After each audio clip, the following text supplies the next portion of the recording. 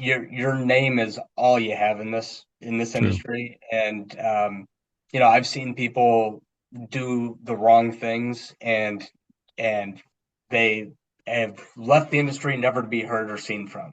Conversely, I've seen people that have carried themselves really well, have through whatever reason, maybe been out of work Sure. because there's downsizing or there's corporate restructure or whatever.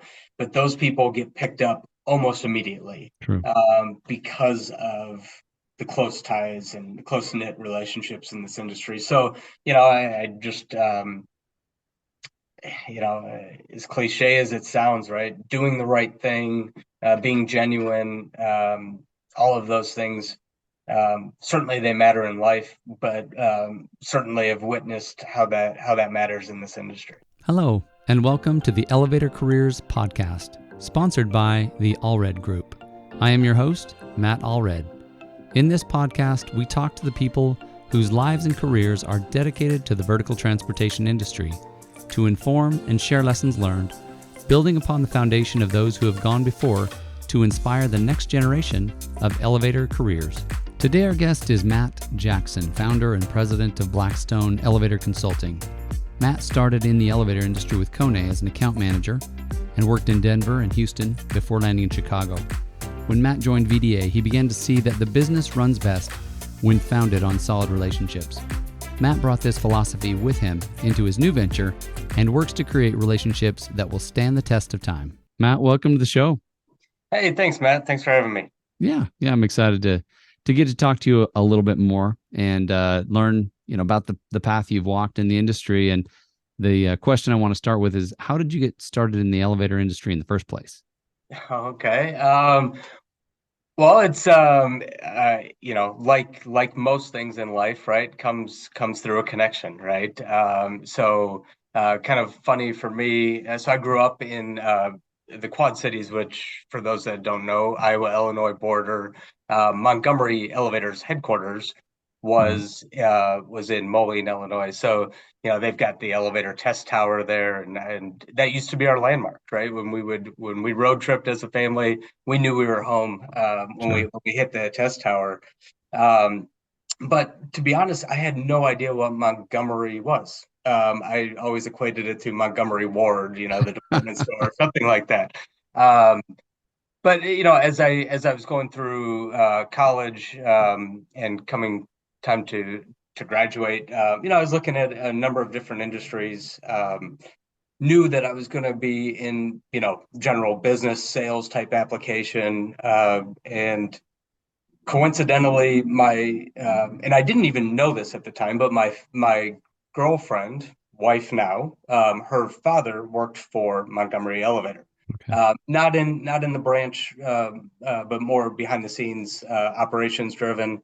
And I got a phone call one night. It was a late Friday night. I won't tell you the gentleman's name, but it was somebody at Montgomery or Kone at the time called and I answered, and he says, "I heard you're a salesman." And I like got caught off guard, and so conversation progressed, and next thing you know, I'm meeting him in his office Sunday morning. Had a job offer Monday morning, and the rest is history. But I will tell you, I was always hesitant to share that story for so long because I didn't want somebody to think that I was put in a position because of a Sure. relationship. Um, but as we grow and age and gain experience, you start to realize that, look, that's the way it works, right? That's the way our industry works as a whole. It's the relationships, it's the connections, it's being in the right place, right time. And certainly I know I've made both him and my father-in-law proud throughout my career, so it's Cool. pretty exciting. No, it's a great story. And to your point, I think the connection gets your foot in the door. It doesn't necessarily mean you succeed, right? You've got to put forth the effort and the energy, and you got to make that happen. But it gets you the conversation, basically, is what I got. Yep, you got it. You got it. Very cool. So how long before you realized that, hey, I actually like this?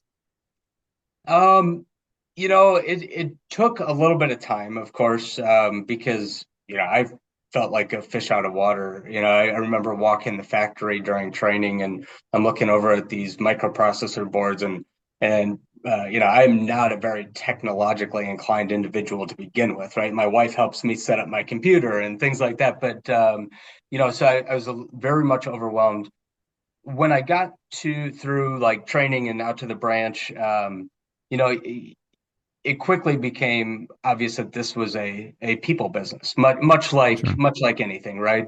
And it was the relationships that you were creating that. So it wasn't. I wouldn't say it was the elevators that tied me in, at least early on. It was the relationships. As I progressed through my career and moved from general account management into specifically when I relocated from Denver to Houston in a modernization role.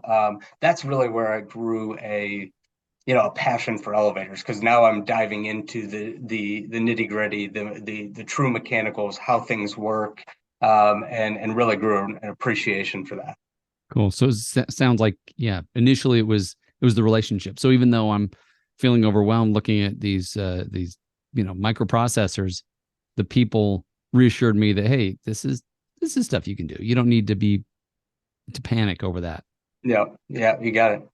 That's cool. That's cool. Describe that the culture of, I think you said it was Kone, or how did the acquisition happened, or No, Kone was already in place. So Montgomery Elevator was the company that I knew growing up, right. or as Montgomery Ward or whatever you want to call it. But that acquisition had already taken place. So when I started in the industry, it was under the Kone brand. Gotcha. Gotcha. And the culture, I mean, it sounds like it was very supportive. You dove in and never looked back, is what it sounds like. Yeah, I mean, that was a great place, and the people there were, some of my closest relationships today still reside in that capacity, as they do in the various other roles that I've taken throughout my career. But yeah, I created a couple what I would say very meaningful relationships shortly after moving on to the branch, out to Denver in that role, and a superintendent, a mechanic, a supervisor. Those guys really, um, I feel very confident that they brought me into their fold because they knew that I'd put forth the effort and I'd Sure. put so they were willing to invest in me where I was willing to invest in them, and made that transition, and made it a lot of fun. Awesome. Awesome. Who were some of your biggest mentors that you feel like really put your feet on solid ground? So you know 17 years in the industry, right? There's been ebbs and flows in that. Different people coming in and out. I mean, I could say early on, there's a gentleman by the name of John Hoppy who unfortunately passed away a few years ago. But he was my first boss, right? And he really brought me under his wing, set me up for succeed, set me up for some failure as well, Got to intentionally. learn. But it was he was great in that. John Muncie, who was the branch manager down in Houston when I relocated there, truly taught me everything that I know about the modernization business, and just such a great friend and mentor to me. But then it's funny because now obviously in the consulting side of the business, right? I look at you know one of the individuals is a direct competitor of mine right now, Jim Turner with Lurch Bates. He really there was an opportunity that we were working on together, and I didn't know him from anybody, but he took the time to get to know the person, not Cool. just a bid that came in, and really helped educate me, one, on how I was going to operate in the contractor side, but I'd say that that's carried over largely to how I operate in the consultant side.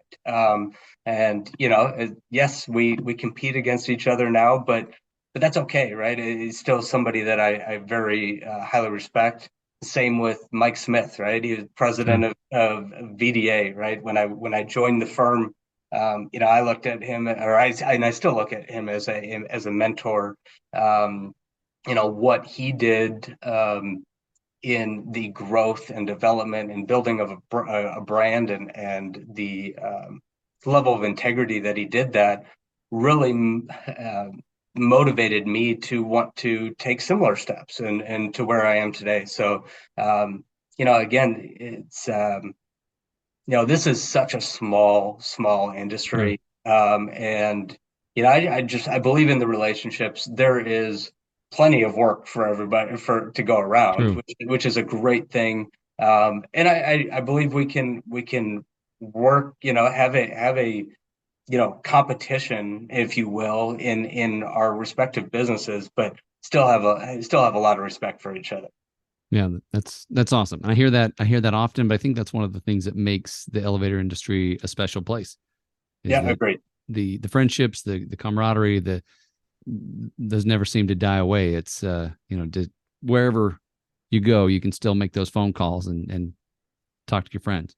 Yep, absolutely. That's cool. Have you ever thought, man, I wish I had done something different when I was in college and looking around? And were there any other avenues that you thought, man, Yeah, so I think this goes back to, just my evolution, right? So moving from Denver to Houston, yeah, I stepped away from the industry for about a year to pursue another opportunity that really very similar, working with similar clients, right? Building service, call it modernization type. So it's very similar to what I was doing, just a different product, right? okay, Not elevator specific.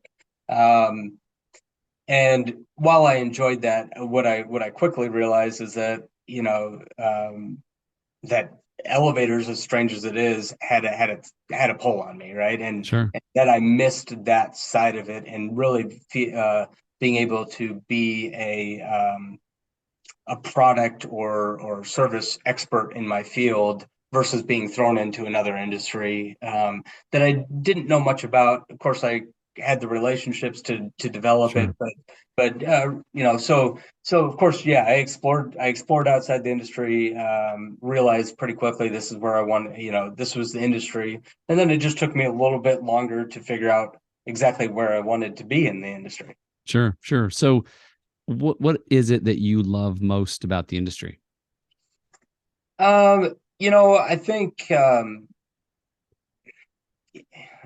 it's probably overstated, but the people, first and foremost. I think because of we can look out the window right now and you see hundreds of high-rise buildings, right? Sure, Or and then so you've got kind of the two parallel industries being the building or property management industry, if you sure. will.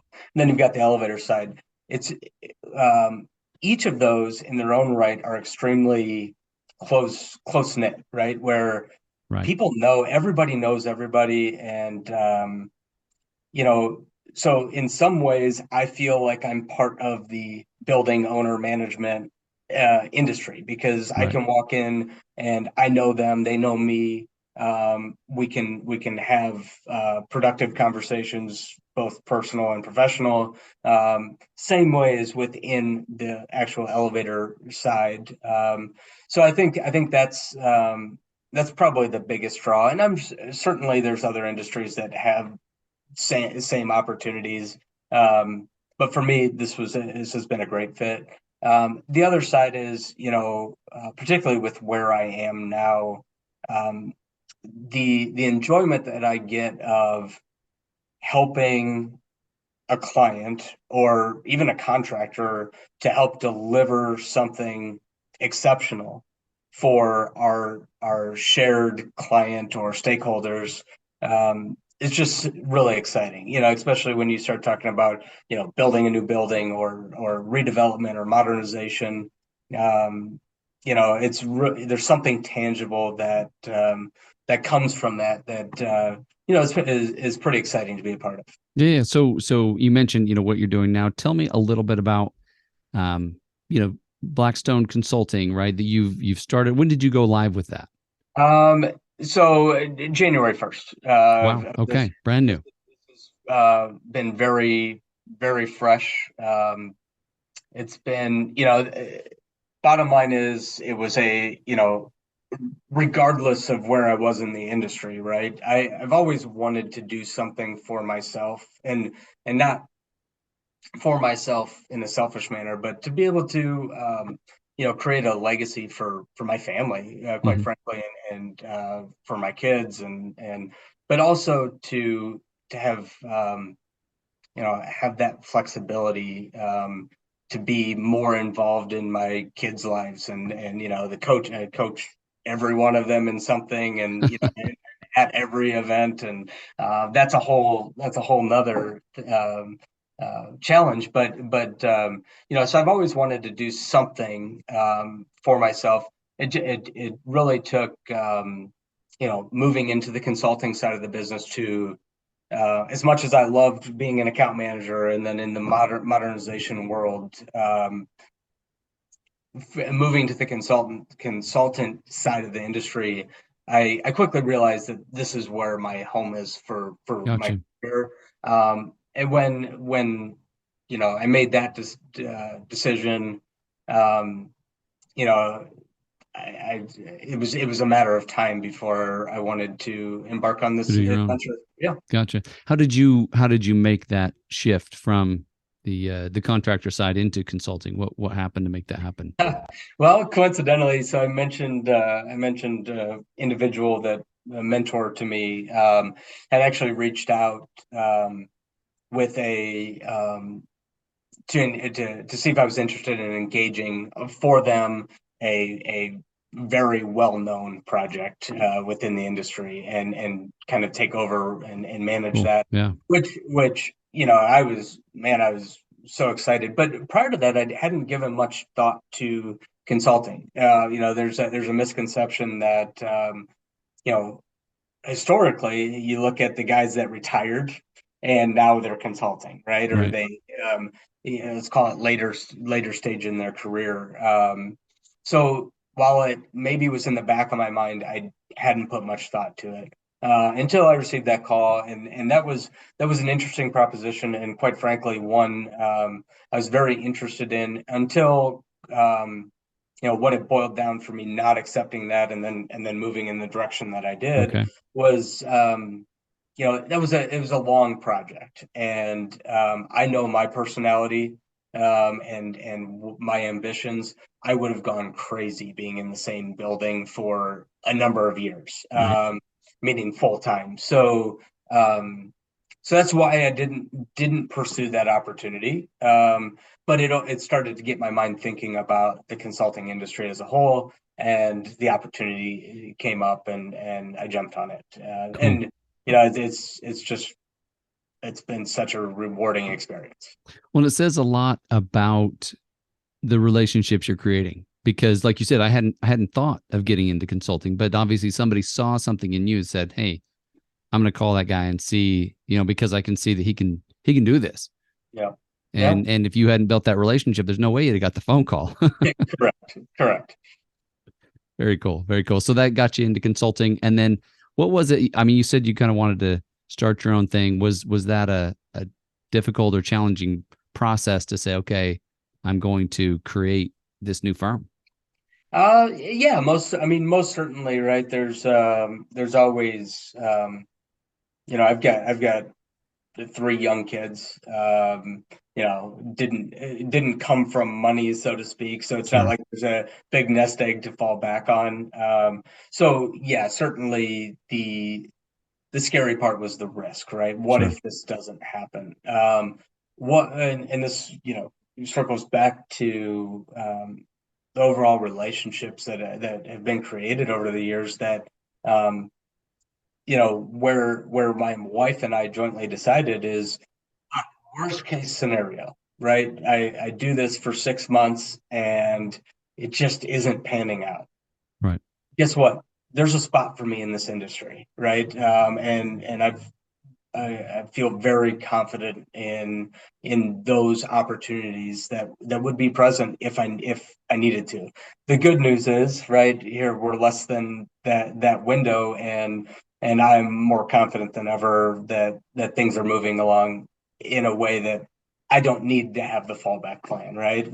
Which is exciting, but that was, I would say that was certainly the hardest part in the consideration. Sure, sure. Taking that leap, right? It's like, all right, we're going to do this thing. But I think to your point, you've dug in, you've got the skills, you've got very, very desirable skills from a lot of companies. So yeah, could I find another spot? Well, absolutely. Can I bring value? Absolutely. There's not a question about that.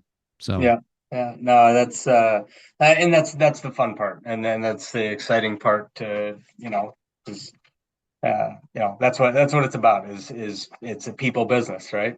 yep, yep. No, it's great. So what are some of the biggest issues you see facing the industry overall?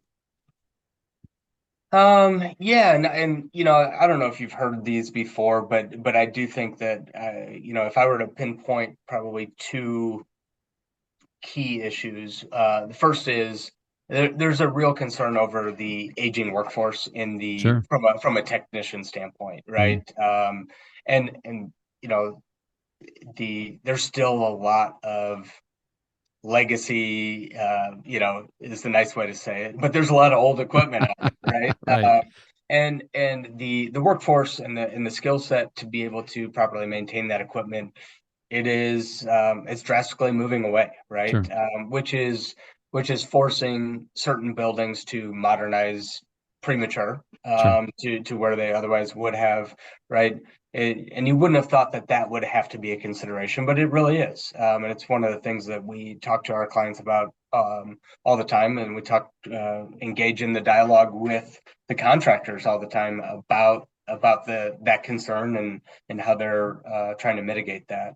The other part is, and this is, I've always presented this as a joint issue, right? And what I mean by that is it's it's the it's the preventative maintenance side of the business, Sure. right? And people are doing more with less, and the challenge is, part of my job is educating our clients, right? They want class A elevator service, Sure. but are they willing to pay for it, right? Sure.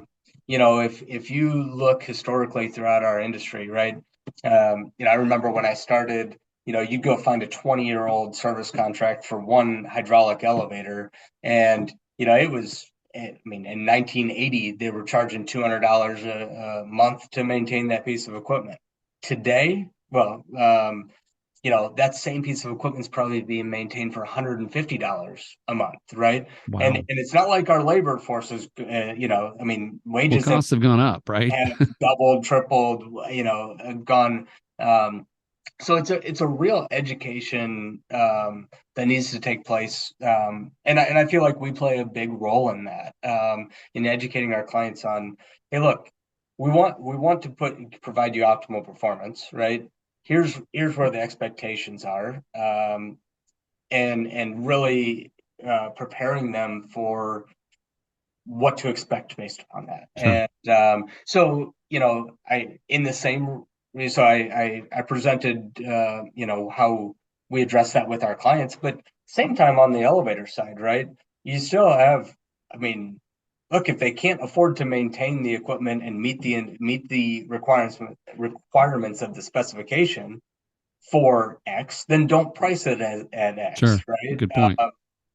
So it's really it's a real challenge, because it's not going to get any better the way it is, right? And how does that happen, right? We have to hold the elevator contractors accountable to the agreements that they agree to, Sure. and where appropriate, renegotiate those to make sure that they're doing what they say they're going to do. So there's ways through that, but that does not change overnight, right? No, absolutely. We review contracts that are 20 years old, and so and a year old. So it's really trying to find that balance. Education in that space, I think, is really important for both Yeah. the clients and the contractors. And as you talk about it, what I kind of envision is, you're in somewhat of a diplomatic role of bringing two parties together and kind of walking that fine line Yep. and kind of helping both, educate and communicate because, like you say, there's definitely some room there that they need to to figure out what the real story is.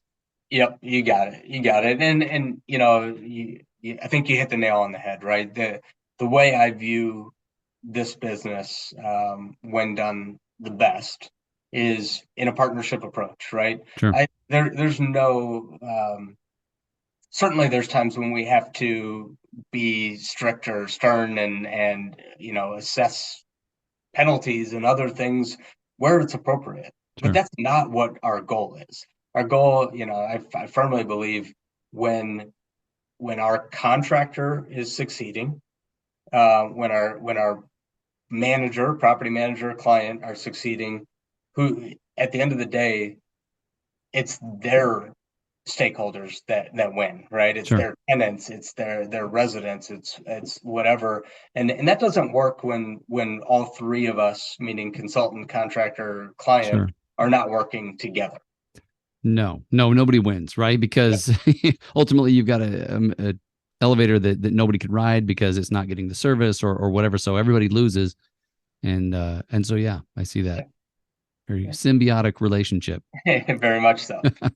Very cool. So I'm just curious if I always like to ask this question, but are there any stories that are clean enough to record that you think are maybe funny or just something that has happened? So I will share, and I referred to John Hoppy earlier on as one of my mentors in the industry. So he was my first boss, and I was probably a week into following training, moving out to Denver, and he sends me to our largest account, and he goes, "Hey, I created this proposal, and I don't know what it was. It was something very minor, right? It might have been door edges or something like that. Um, go meet with the client. He's expecting you. He should sign this on the spot, right? Kind of thing. So I'm sitting there, I'm all excited. Hey, this is gonna be my first sale. And so I go sit down and I do my best elevator speech and sales pitch, straight everything I learned straight out of training. So it probably sounded like a script. Um, but I meet with him. He goes, "All right, well, let me see it." And no joke, the guy just tears it up right in front of my Wow. face. And I go, so I'm all apologetic and I'm running back to the office, tail between the legs. And I walk in and everybody's in the conference room just dies laughing. So they set me up, of course. And so I think that was something that certainly always remember. Awesome. A little bit of love from the office. They wanted to, I guess, yeah, give you that opportunity, right? Yes, you got it. You got it. That's But hilarious. the other stuff, I mean, I wouldn't say funny stories, but I would say that one of the unique things of this industry that's been really fun is, you know, it's both the places you get to see, right, and visit, right, everywhere from top secret government facilities that Sure. are in and around, to sports stadiums, in and out of professional locker rooms. All of that's really really fun, and enjoyable. But then the other side is the people, right? Because when I'm working with a client, right, it can be anybody from the the engineer, the Sure. building engineer on site, to some extremely wealthy and affluent individuals that own these major properties or property firms.